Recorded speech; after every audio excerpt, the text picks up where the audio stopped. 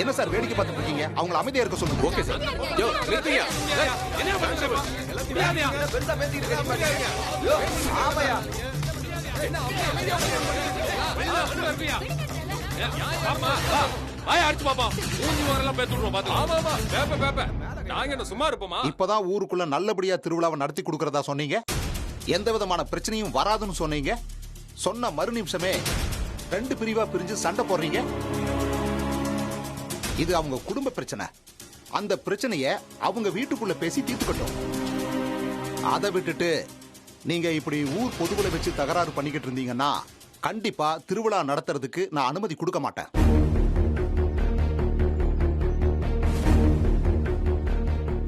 என்ன சார் இப்படி சொல்றீங்க? பின்ன என்ன சார், எலெக்ஷன் வேற நெருங்குது. லா அண்ட் ஆர்டர் கெட்டு போச்சுன்னா என்னால சுத்தமா பதில் சொல்ல முடியாது. நான் அனுமதி கொடுக்கறது ரொம்ப கஷ்டம்.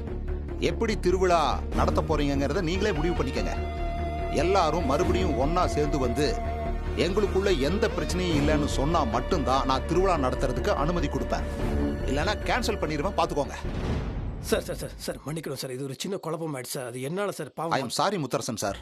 நான் பேசுறது உங்களுக்கு கடுமையா பேசுற மாதிரி தான் இருக்கும். ஆனா நீங்க ஏன் நிலைமையில இருந்து யோசிச்சு பார்த்தா தான் உங்களுக்கு புரியும். நான் வரேன்.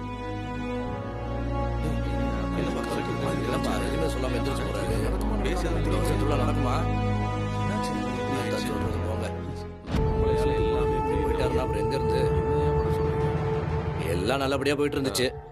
ஏதோ முத்தரசன் ஐயா ஊருக்கே பெரிய மனுஷன் அவர் வராருன்னு கலெக்டரைய காக்க வச்சு கடைசியில என்ன ஆச்சு பாத்தீங்களா? ஆமா. இப்ப திருவிழாவே இவங்க குடும்ப பிரச்சனையால நிக்கிற மாதிரி ஆயிப்போச்சு. ஆமா.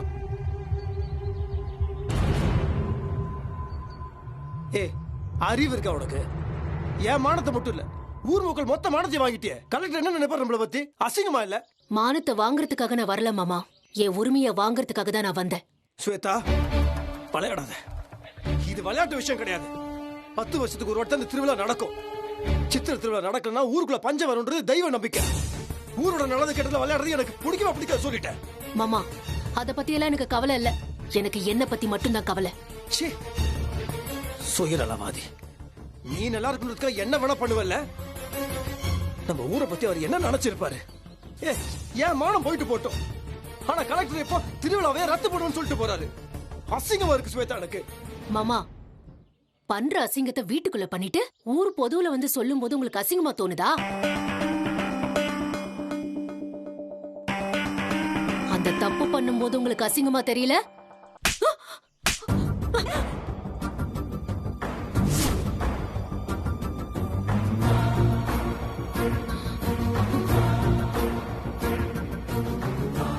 என்னப்பா அது? உளுந்தாச்சி பொண்ண ஊர் முன்னாடி இப்படி அடிக்கிற?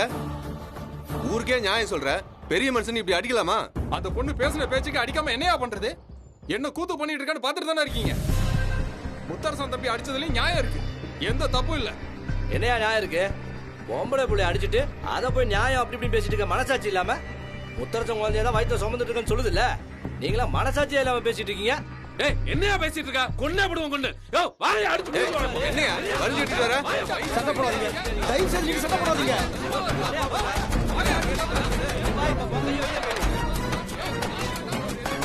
நான் சொல்றது கொஞ்சம் கேளுங்க, அமைதியா இருங்க. சண்டை போடாதீங்க, தயவு செஞ்சு சண்டை போடாதீங்க. சொல்றது கேளுங்க, நிறுத்துங்க நிறுத்துங்க. உங்களுக்கு கெஞ்சி கேட்கிற, அமைதியா இருங்க. இது என் குடும்ப பிரச்சனை. இதனால ஊருக்குள்ள இந்த பிரச்சனை வரக்கூடாது, நீங்க அடிச்சுக்க கூடாது. நானே இதுக்கு ஒரு முடிவு கட்டுறேன். உங்க கால்ல விழுந்து கேட்கிற சண்டை போடாதீங்க. இல்லண்ணே, பெரியவர் எங்க குடும்ப பிரச்சனைல ஊரு ரெண்டாக கூடாது. திருவிழா நடந்தே தீரணும், ஊருக்குள்ள பஞ்சம் வரக்கூடாது. நான் சொல்றது கொஞ்சம் அமைதியா கேளுங்க. என்ன நடந்தாலும் சரி திருவிழா நடந்தே தீரும். மத்ததுக்குள்ள நான் முடிவு கட்டுறேன். வா வெண்ணிலா.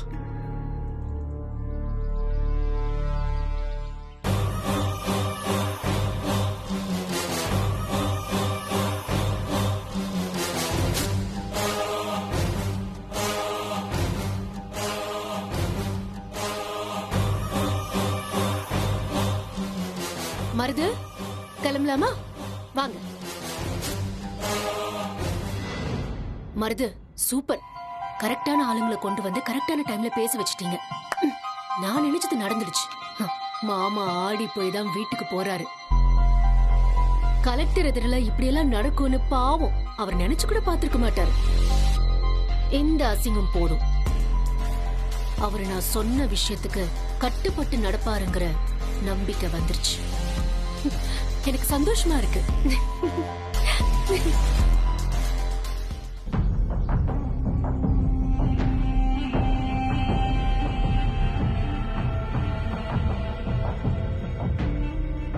ஸ்வேதாமா, நீங்க நம்பிக்கையோட இருங்க. பேசி பேசியே முத்தரச ஐயாவை உங்க புருஷனை நாங்க ஒத்துக்க வைக்கிறோம். அடுத்த தடவை நாங்க எல்லாரும் சேர்ந்து போற கோஷத்துல முத்தரச ஐயாவே ஸ்வேதா தான் என் பொண்டாட்டின்னு சபை நடுவுல சொல்லுவாரு பாருங்க. பரவாயில்லம்மா, கை நிறைய பணம் கொடுத்துருக்கீங்க. பேசாம நீங்க வேணா வர்ற சட்டமன்ற தேர்தல எம்எல்ஏக்கு நில்லுங்களேன். நாங்க பேசி கேன்வாஸ் பண்ணி உங்களை கண்டிப்பா ஜெயிக்க வைக்கிறோமா. ஸ்வேதா, அவங்க பேசுறது கேட்டியா?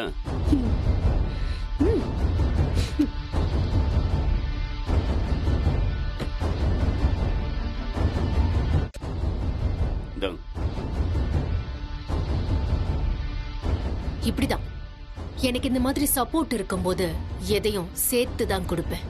ரொம்ப சந்தோஷமா. எங்க ஆதரவு எப்பவுமே உங்களுக்கு தான். கண்டிப்பா நீங்க இந்த விஷயத்துல ஜெயிச்சு பெரிய ஆளா வருவீங்கம்மா. கவலையே படாதீங்கம்மா. நன்றிம்மா. தேங்க்ஸ். முத்தரச மாமாவை கிட்டத்தட்ட முட்டு சந்தில வச்சு நசுக்குன மாதிரி நசுக்கியாச்சு. கண்டிப்பா அவர் ஒரு முடிவு எடுத்தே ஆகணும். அப்போதான் இந்த திருவிழாவே நடக்கும். பாத்துக்கலாம் மருது. நமக்கு எல்லா விஷயங்களும் சாதகமாவே நடந்திருக்கு. திருப்தியா இருக்கு. போலாமா? சரி, போலாம்.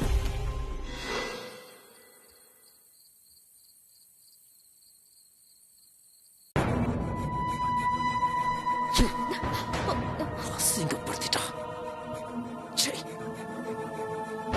நானும் மரியாதை எல்லாம் போச்சு. என்ன முத்துமாமா, நீ எல்லாருக்கும் புத்தி சொல்ற, நீயே இப்படி கலங்கி போலாமா? கொஞ்சம் மனச சாந்தப்படுத்து மாமா. எப்படி? நானும் மரியாதை எல்லாமே போச்சு. ஊருக்கு முன்னாடி அசிங்கமாயிடுச்சு இல்ல?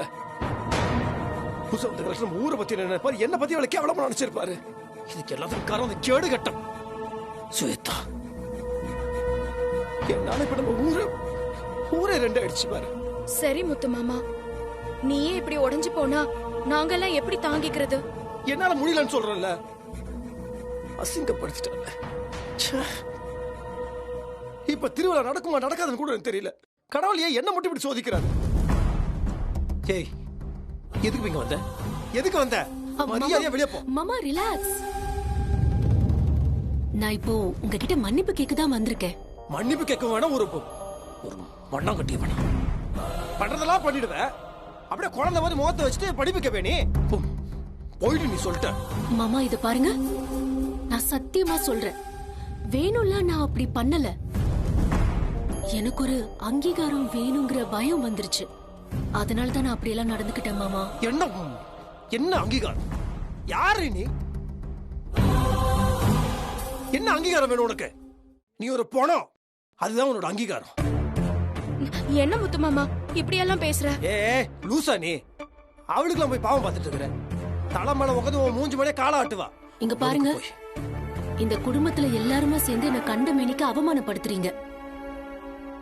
எனக்கும் என் வயித்துல பொறுக்க போற உங்க குழந்தைக்கும் எதிர்காலமே இல்லாம போயிடுமோங்கிற பயம் வந்துருச்சு. அதனால்தான் நான் அப்படி பண்ணிட்டேன். அவ்வளவுதான். குழந்தை அது வாயை கிழிச்சிடும் சொல்லிட்டோம். திரும்ப திரும்ப போய் பேசிட்டு இருக்கிற. எத்தனை தடவை சொன்ன போய் தான், அது உண்மையே ஆகாது. விட்டுருங்க, எதுவுமே வேண்டாம். இந்த நிமிஷத்துல இருந்து நான் வாயை திறக்கல. என் மனைவின்னு நீங்க ஊர் முன்னாடி எல்லாம் சொல்லவே வேண்டாம். தனிப்பட்ட முறையில ஒரே ஒரு வார்த்தை, இந்த வீட்ல இருக்கிற எல்லார் முன்னாடியும் நீதான் என் மனைவின்னு சொல்லணும். அது போதும் மாமா. எனக்கு நான் தாலி கட்டிக்கிட்டதுக்கு ஒரு அர்த்தம் கிடைச்ச மாதிரி, நான் ஜெயிச்ச மாதிரி எனக்கு ஒரு திருப்தி வந்துரும். தயவு செஞ்சு சொல்லுங்க மாமா. ஏய் மாமா, சரி சரி, கூல் கூல். சரி, என் முகத்தை கூட பார்க்க வேண்டாம். அட்லீஸ்ட் என் போட்டோ பார்த்தாவது சொல்லலாமே. சரி, வேண்டாம், போட்டோ வேண்டாம். அட்லீஸ்ட் என் நிழலை பார்த்தாவது சொல்லுங்களேன். சரி, ஓகே, வேண்டாம் வேண்டாம். நேர்ல வேண்டாம், நிழலை பார்த்து வேண்டாம், போட்டோவை பார்த்து கூட வேண்டாம். அட்லீஸ்ட் ஒரு செவத்தை பார்த்தாவது சொல்லுங்களேன். ஸ்வேதா தான் என் பொண்டாட்டின்னு ஒரே ஒரு தடவை சொல்லுங்களேன் மாமா. அது போதும் எனக்கு. சரி, பிஞ்சு சொல்றதுக்கு முன்ன வாயத்தோறும் பாய மூடு. என்ன முத்து மாமா? ஏய், நீ வேற அவளை போக சொல்லு. மரியாதை வெளியே போக சொல்ல. சரி மாமா. மாமா மாமா விட்டுருங்க, இதெல்லாம் எதுவுமே வேண்டாம். ஒரே ஒரு சின்ன துண்டு காகிதத்துல ஸ்வேதா தான் என் பொண்டாட்டின்னு எழுதி கொடுங்க. அத பாத்துக்கிட்டே அந்த சந்தோஷத்திலேயே நானும் என் குழந்தையும் தனியா கூட வாழ்ந்துருவோங்கிற. சொல்லிட்டு இருக்கு. இவளெல்லாம் கையில தொட்டனா என் கைக்கு தான் அசிங்கம். அந்த அசிங்கத்தெல்லாம் எவனும் கையில தொட மாட்டான். அந்த அசிங்கம் தான் நீ. என்ன மாமா, நான் இவ்ளோ கெஞ்சிக்கிட்டு இருக்கேன், உங்களுக்கு கொஞ்சம் கூடமா இறக்கம் வரல? ஏய், நீ நிமிஷத்துக்கு நிமிஷம் எப்படி டிசைன் மூஞ்ச மாத்துவ, மரத்துட்ட மரம் எப்படி தாவ, இந்த குரங்கு கதைலாம் என்கிட்ட வேண்டாம். என்னது குரங்கு கதையா? இது என்னது புது கதையா இருக்கு? புது கதை கிடையாது, பழைய கதை. கொஞ்சம் லென்த்தா இருக்கும், கேக்குறியா? கேளு. ஒரு ஊர்ல ஒரு சாமியார் இருந்தாராம். ரொம்ப நல்லவராம். வெளுத்ததெல்லாம் பாலு நினைப்பாராம். அவரு ஒரு அழகான தோட்டத்தை வச்சிருந்தாராம். அந்த தோட்டத்தில் இருக்க பழத்தெல்லாம் திருடு தின்றதுக்காக ஒரு 420 குரங்கு வருமா. அந்த குரங்கு இந்த சாமியாரை பார்த்த உடனே அப்படியே பம்மி நல்லது மாதிரிலாம் நடிச்சு பூஜைக்கு வேண்டிய பூவெல்லாம் பறிச்சு கொடுக்குமா. ஆனா அந்த சாமியார் அப்புறமா குரங்கு பத்தி புரிஞ்சுக்கிட்டு அந்த பூவை வாங்கினதுக்கு அப்புறம் அந்த குரங்கை திருப்பி போட்டு சமாடி பட்டு பட்டு பட்டுன்னு பின்னாடியே வைப்பாராம். இதை தினமும் பார்த்த அந்த சாமியாரோட பொண்டாட்டி, ஏங்க இந்த மாதிரிலாம் பண்றீங்க, அந்த குரங்கு உங்களுக்கு அந்த பூ பறிச்சு கொடுக்குறது, ஏன் அதை அடிக்கிறீங்கன்னு கேட்டாங்களாம். அதுக்கு அந்த சாமியார் சொன்னாரா, நீ அந்த குரங்கு சப்போர்ட் பண்ணாத, ஒரு நாள் அடிக்கலன்னா கூட அந்த குரங்கு அந்த புத்தியை காமிச்சிருந்தாராம். இல்லைங்க, அதெல்லாம் அது பண்ணாது, அது பாவம், அதை அடிக்காதீங்கன்னு இவங்க சொன்னாங்களாம். சரி, நீ சொல்றது கேட்குறேன். ஒரு நாள் அந்த குரங்கு பூவை கொண்டு வந்துச்சான். இவரும் அடிக்கவே இல்லையா. அந்த குரங்கு திரும்ப பண்ணுச்சு, ஜிங்குன்னு ஏறி போய் அந்த சாமியார் மடியில் உட்காந்துக்கிச்சான். அப்போ அந்த சாமியார் சொன்னாராம், பாத்தியா, ஒரு நாள் நான் அடிக்கல, அந்த குரங்கு எங்கே வந்து உட்காந்துருக்கு பாருனாராம். அதுக்கு ஒரு பொண்டாட்டி, பாவங்க அது உங்க மேல பாசத்துல இப்படி பண்ணுதுனாங்களாம். அடுத்த நாள் திருப்பி அது பூ கொண்டாந்துச்சான். இவரும் அடிக்கலையா. உடனே ஒரு தோல் மேலே ஏறி அதை உட்காந்துக்கிச்சான். அதுக்கு அடுத்த நாள் திருப்பி அது பூ கொண்டாந்து இவரும் அடிக்கல. அது உடனே சாமியோட தலைமலை ஏறி உட்காந்துக்கிச்சான். அதுக்கு அடுத்த நாள் சாமியாரோட தலைமலையை அசிங்கம் பண்ணிடுச்சான். அதுதான் அந்த குரங்கு புத்தி. இந்த மொக்க கதையோட கரு என்ன தெரியுமா? அந்த சாமியார் இருக்கிறானே இடிச்சவன், அது வேற யாரும் இல்ல, நான் தான். பாவம் பாவம் பாவம்னு பார்த்தாலே சாமியார் பொண்டாட்டி, அதான் என் பொண்டாட்டி. அந்த 420 ஹைட் குரங்கு யார் தெரியுமா? நீதான். என்ன குரங்குன்னு சொல்றதுக்கு நீங்க இவ்ளோ லென்த்தான ஸ்டோரி சொல்லணுமா? டைரக்டாவே சொல்லிருக்கலாமே. அப்பா, புரிஞ்சிருச்சா? சந்தோஷம். ஆனா நியாயமா குரங்கு தான் கோச்சிக்கணும். இரு இரு இரு, அந்த சாமி அந்த குரங்க திருப்பி போட்டு பட்டு பட்டு பட்டுன்னு வச்சார்ல, அதே மாதிரி ஒன்ன வெளுக்கிறண்டி. பாத்துக்கலாம். பாரு, திருவிழாவுல கொடியேத்தம் நடக்கும்போது நீங்களும் வெண்ணிலாவும் சேர்ந்து கொடியேத்த போறீங்களா, இல்ல நானும் நீங்களும் சேர்ந்து கொடியேத்த போறோமா? எது நடக்கும்னு பார்க்கலாம். அந்த ஒரு விஷயத்துல தெரிஞ்சிரும், இந்த ஊருக்கே நான் தான் உங்க பொண்டாட்டின்னு. ஏய், பெரிய பிரிட்டிஷ் இளவரசி கொடியேத்த வந்தா போடிப்பா. நடக்கும். ஊரறிய என்ன பொண்டாட்டின்னு உங்க வாயால நான் சொல்ல வச்சு நம்ம 2 பேரும் சேர்ந்து தான் கொடியேத்துவோம். இது நடக்க தான் போகுது. ஸ்வேதா நடத்தி காட்டுவா.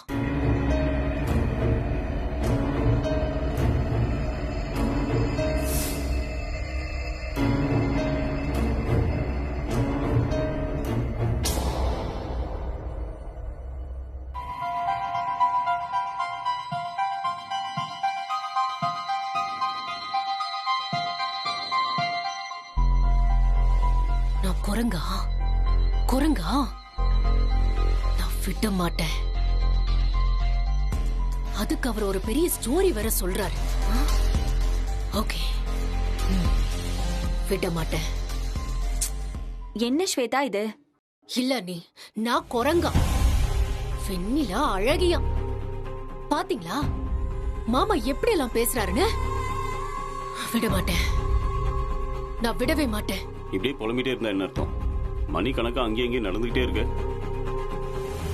இப்படி நடக்கிறதுனால கால் வலி தான் மிஞ்சம். அடுத்தது என்ன பண்ணணும்னு யோசி. யோசிச்சு யோசிச்சு என் மண்டை குழம்புது. ஊருக்குள்ள திருவிழா நடக்க போகுது. அதுக்கு மாமாவோட பொண்டாட்டிங்கிற ஸ்தானத்துல அந்த வெண்ணிலா ஊரறிய நடந்து போய் கொடி கம்பத்துல கொடி ஏத்த கூடாது. அதே கொடி கம்பத்துல நானும் மாமாவும் சேர்ந்து திருவிழாவுக்காக கொடி ஏத்தணும். அது நடக்கணும் மருது. அதுக்கு ஏதாவது யோசனை இருந்தா சொல்லுங்க. நீ இதே தான் அப்பத்திலிருந்து கேட்டுக்கிட்டே இருக்க. ஆனா எந்த யோசனையும் தான் வரவே மாட்டேங்குது. யோசிச்சு யோசிச்சு அப்படியே பைத்தியம் முடிச்சிடும் போல இருக்கு. என்ன சொன்னீங்க? இப்போ நீங்க என்ன சொன்னீங்கன்னு நான் கேட்டேன், சொல்லுங்க. யோசிச்சு யோசிச்சு அப்படியே பைத்தியம் முடிச்சிடும் போல இருக்குன்னு சொன்னேன். இது நல்ல ஐடியாவா இருக்கே.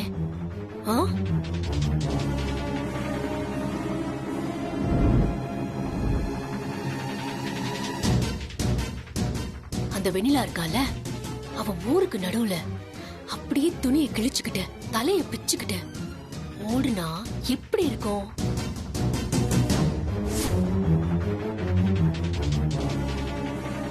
என்ன பார்த்தா இப்ப பைத்தியம்னு தோணி இருக்குமே. நான் பைத்தியம் இல்ல, நான் பைத்தியத்துக்கே பைத்தியம் பண்ற டாக்டர். நான் என்ன சொல்றேன்னா, அந்த வெண்ணிலாவுக்கு பைத்தியம் பிடிக்க வைக்கலான்னு சொல்றேன். ஸ்வேதா, அது எப்படி நடக்கும்? நாம நினைச்சா ஒரு விஷயத்தை நடத்தி காட்டவா முடியாது? நாம வைத்தியர்கிட்ட பேசி ஆளை பைத்தியமாக்குற மூலிகை வேணும்னு கேட்டா கண்டிப்பா அவரு அதுக்கு ஏதாவது வச்சிருப்பாரு. அது எப்படியாவது வெண்ணிலாவுக்கு எப்படி கொடுக்கணும்னு கேட்டு அதபடி கொடுத்துடலாம். அதுக்கப்புறம் வெண்ணிலா புத்தி மாறி போய் பைத்தியக்காரி ஆயிடுவா. என்ன ஸ்வேதா, அவ பைத்தியமா இருக்கனால நமக்கு என்ன லாபம்? எனக்கு ஒண்ணுமே புரியல.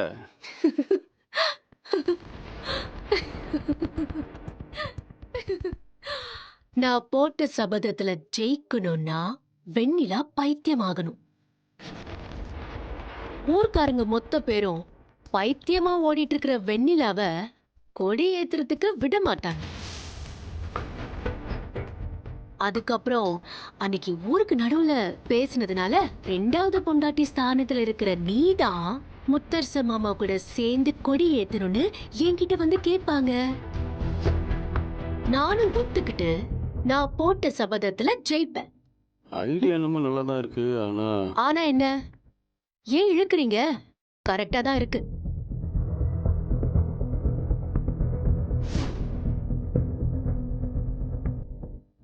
நடத்தி காட்டுவேன். உடனே போய் பைத்தியம் பிடிக்க வைக்கிறதுக்கான மூலிகைய நம்ம வைத்தியர்கிட்ட கேட்டு வாங்கிட்டு வாங்க. சரி ஸ்வேதா. பைத்தியம் பைத்தியம் பைத்தியம் பைத்தியம். அந்த வெண்ணிலா பைத்தியம் ஆக போறா. நான் கொடியேத்த போறேன். நான் கொடியேத்த போறேன். கொடியேத்த போறா இந்த ஸ்வேதா.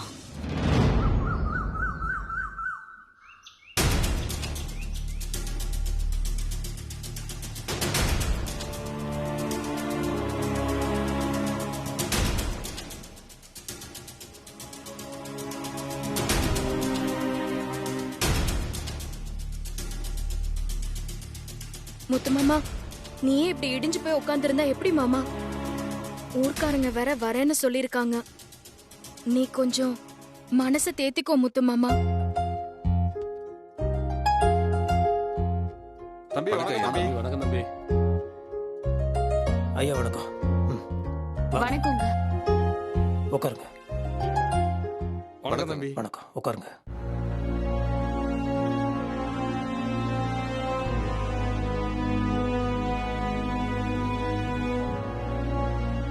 ஊர் திருவிழா சம்பந்தமா நேத்து ராத்திரி எனக்கு ஒரு கனவு வந்துச்சு. அத ஊர் பொதுவுல உங்களையும் வச்சு சொல்லிடலாம்னு தான் நாங்க இங்க வர்றதா தகவல் கொடுத்தோம். நேத்து ராத்திரி என் கனவுல ஆத்தா வந்து ஊருக்குள்ள குழப்பத்தை ஏற்படுத்தி எனக்கு நடக்க வேண்டிய திருவிழாவை நடக்க விடாம பண்றீங்களா? அதுக்கெல்லாம் நான் விடவே மாட்டேன். அப்படி ஏதாவது ஒண்ணு நடந்துச்சுன்னா ஊரையே அழிச்சிடுவேன்னு சொன்னா.